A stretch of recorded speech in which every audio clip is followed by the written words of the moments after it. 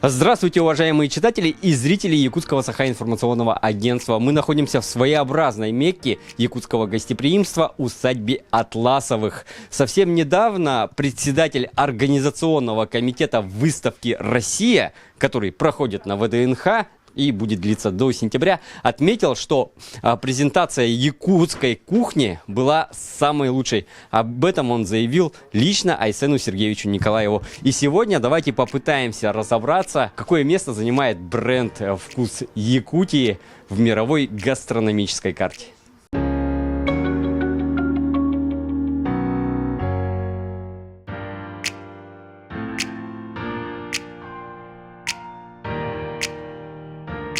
Особую значимость нашей национальной кухни, конечно же, придавал наш первый президент Михаил Ефимович Николаев.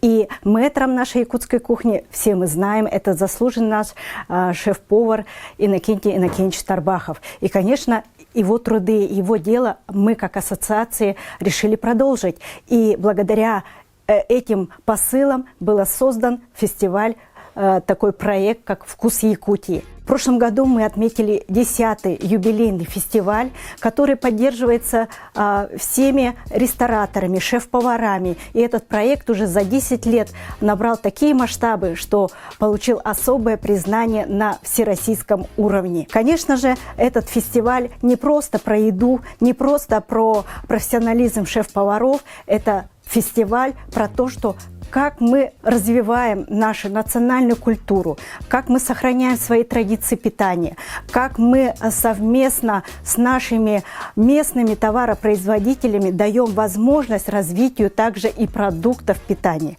И, конечно же, шеф-повара каждый год на фестивале творят, создают новые блюда с интересной подачей, ищут забытые рецепты. И как раз вот кухня наша развивается, и мы смотрим, что кроме наших обычных традиционных национальных блюд у нас появляются блюда и арктической кухни, и сибирской кухни. И мы видим, как наша сфера гостеприимства с каждым годом развивается и становится все лучше и лучше. Гастрономический фестиваль – это также является основой развития туризма, потому что гастрономический туризм – это тренд по всему миру. И мы заявляем о том, что здесь, именно в Якутии, в самом крайнем месте на планете, где есть холод, у нас есть еще гастрономическая культура. Сейчас уже шеф-повара начинают расти наши молодые. Мы уже развиваем нашу сферу гостеприимства не только в сервисе обслуживания, но и, конечно, развиваем наших молодых шеф-поваров. Если мы знали, что единственный у нас шеф-повар – это Иннокентий Иннокентьевич Тарбахов, то сейчас как раз молодежь подтягивается, и в рамках фестиваля, участвуя в конкурсе, их стало уже больше. У нас уже целая команда шеф-поваров, которых мы вывозим на конкурс, на различные молодежные фестивали всероссийские, на презентацию Дома российской кухни. Это уже целая команда, которой мы с гордостью говорим, что наши молодые ребята – это то поколение, которое дальше будет сохранять и развивать нашу культуру питания и ту гастрономическую культуру нашей народности.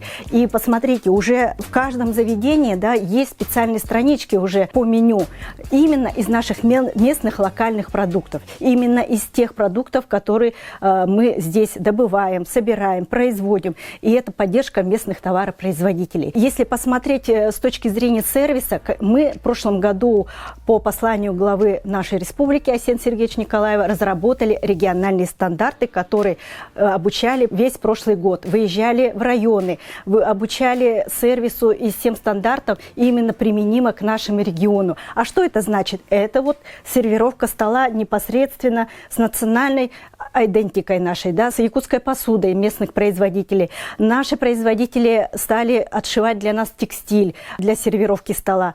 Национальная одежда стала у наших официантов, барменов и поваров. Поэтому это, конечно, дает такое развитие, толчок многим отраслям.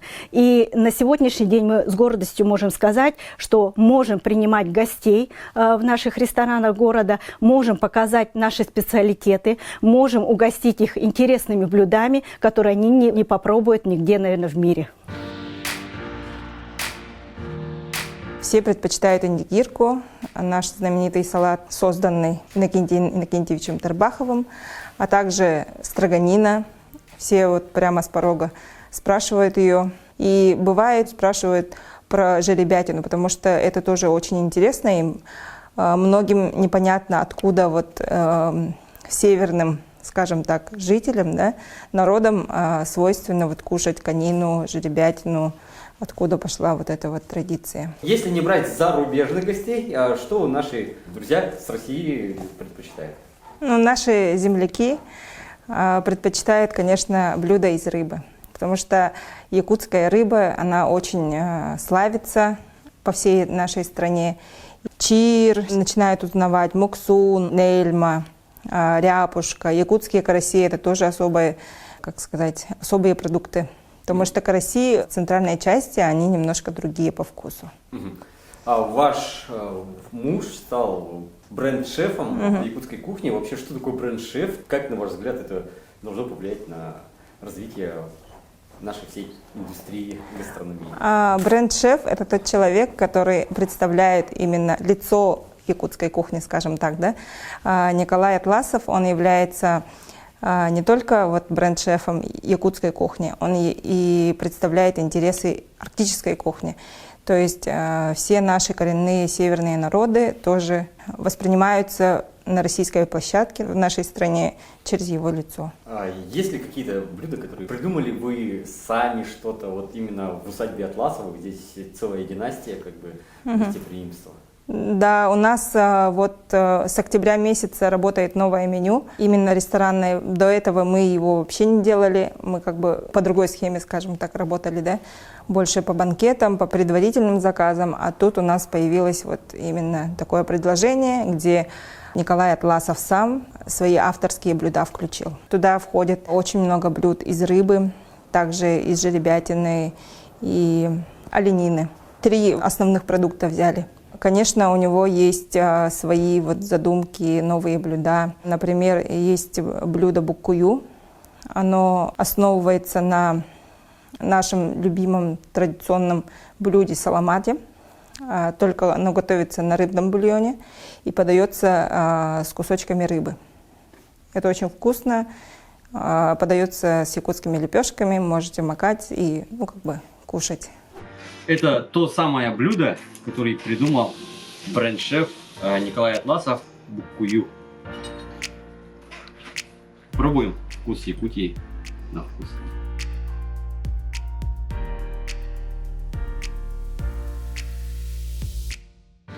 Очень нежная. Прямо во рту тает. И очень вкусная. Сейчас развивается во время коронавируса особенно, да, у нас доставка, вообще как у нас индустрия, вы, ваши коллеги, которые работают в гастрономии, вообще пользуетесь этим? Да, конечно, мы в период пандемии тоже занимались доставкой, но у нас там немножко концептуально другие блюда были. Для доставки, скорее всего, многие блюда не подходят. Гастрономию надо пробовать вот именно в ресторане, там, где оно готовится с пылу жару. И визуально красивый, и вкус другой, и запахи, вот все как бы аспекты соблюдены. Поэтому приезжайте к нам в усадьбу Атласовых, пробуйте новое меню от бренд-шефа Николая Атласова.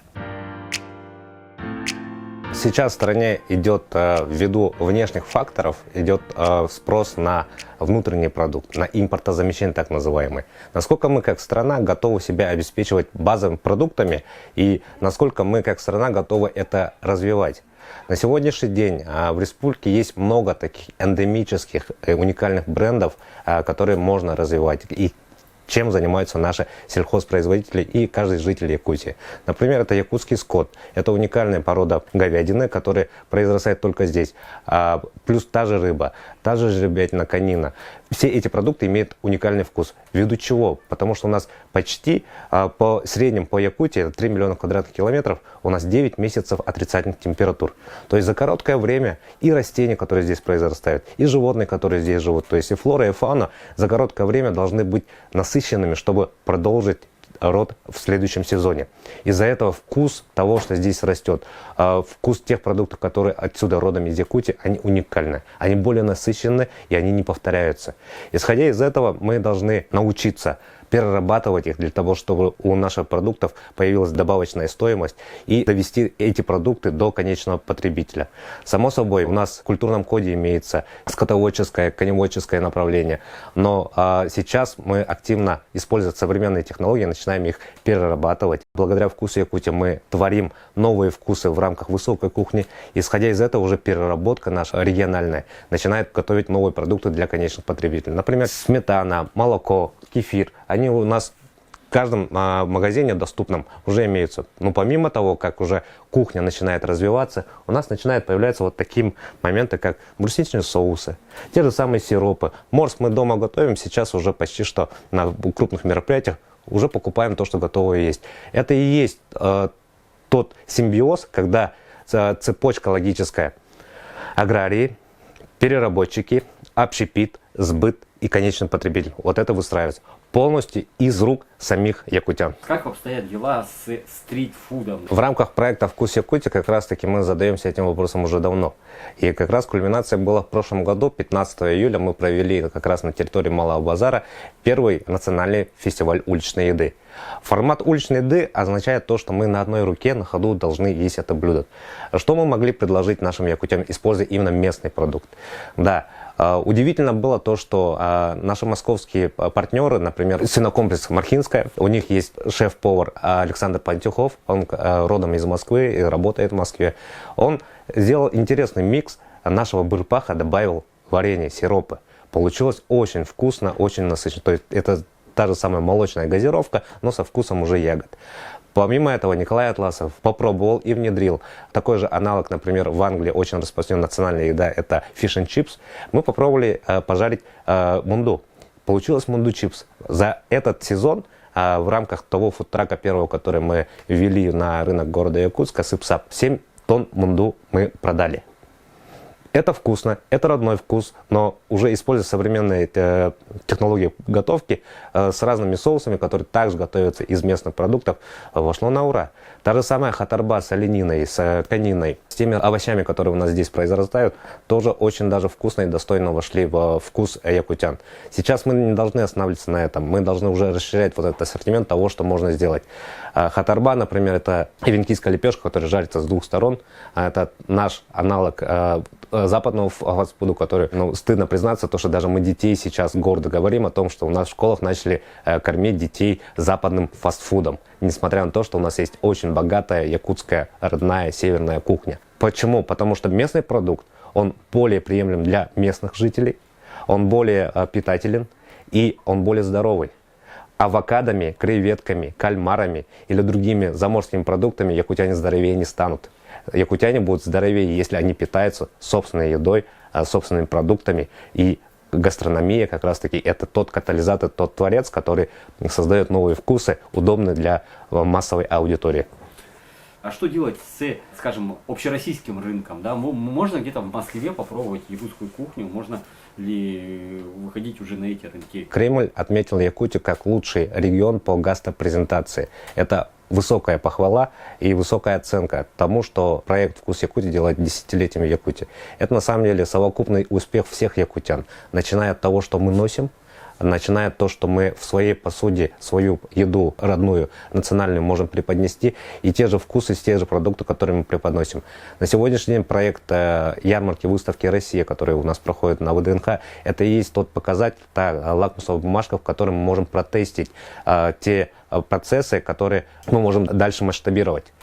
На сегодняшний день якутская кухня наравне с Бурятией и Дагестаном из 15 регионов, представленных в Доме российской кухни, является лидером по продажам. Да, наша строганина индигирка уже пользуется спросом. Мы надеемся, что после ярмарки выставки «Россия» у нас вот этот формат, который мы попробовали на большом потоке, у нас в Якутске нет таких потока, нет такого объема населения, которым мы могли бы это протестить. Сейчас на ВДНХ у нас есть такая удивительная возможность. Помимо этого, в многих ресторанах России, в многих городах России мы начинаем уже внедрять гастроужины. Через гастроужины местное население начинает понимать, что такое якутский продукт, что такое та же самая строганина из северной рыбы, из белой рыбы. Потому что вся Россия понимает, что такое белая рыба, понятие палтус или селедка. А то, что северная рыба, это и есть та же самая семейство лососевых, но подвид сиговых, они не знают об этом. Лососевую все прекрасно знаем. Красную икру, красную рыбу мы все кушаем по всей стране. А вот белую рыбу, то же самое семейство лососевых, но подвид сиговых, пока еще Россия не знает. Наша задача в этом плане вот через гастроужины, через многие вот эти мероприятия доводить на вкус до конечного потребителя, что это еще вкуснее. И что блюд, которые можно приготовить из белой рыбы, намного больше. Затем уже пойдет цикл за красным мясом, который у нас также славится в Якутии. Это жеребятина и говядина, якутский скот. На сегодняшний день обеспеченность Якутии собственным мясом составляет порядка 15-20%. Это по официальным статистическим данным. То есть 80% у нас в Якутии мы потребители импортируем из других регионов, возможно, из других стран. Но когда у нас объем производства собственного мяса возрастет уже примерно до 50%, у нас будет возможность представлять эти вкусы, эти продукты уже на уровень страны. На сегодняшний день у нас есть возможность только представлять белорыбицу, северную рыбу. Поэтому сейчас основной упор мы делаем на строганину, индикирку и другие блюда, изготовленные из северной белой рыбы семейства сиговых. Так какие рестораны можно посетить в Москве?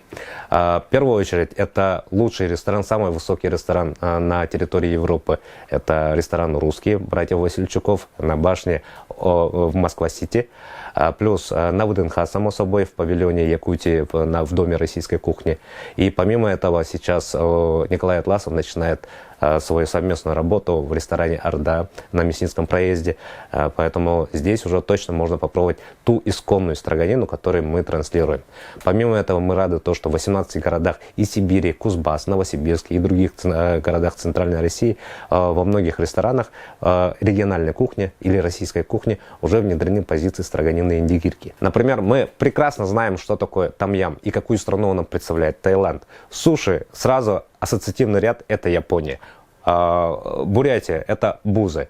А что такое на вкус Якутия? Каков он на вкус? И какое блюдо представляет сразу Якутия? Вот это есть, над чем мы должны работать, мы все якутяне. Что любой якутянин мог сказать, вкус Якутии – это вот это блюдо. Это и есть цель проекта «Вкус Якутии». Вообще, чем отличается якутское мясо от всего остального? Есть ли какие-то особенности? Особенности на самом деле есть, потому что, как уже до этого ранее говорил, в Якутии в среднем 9 месяцев отрицательных температур. То есть за короткое время и растения, и животные начинают впитываться концентрированными и кормами, и сами насыщаются жирами.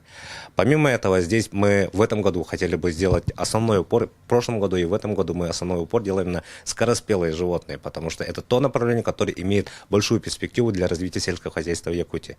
Так, например, испокон веков мы, якутяне, по прагматическим целям тех же детей конины, то есть жеребят, которые рождаются весной, осенью, тех, которые мы видим, то, что они не выживут долгие зимы, уже используем в пищу.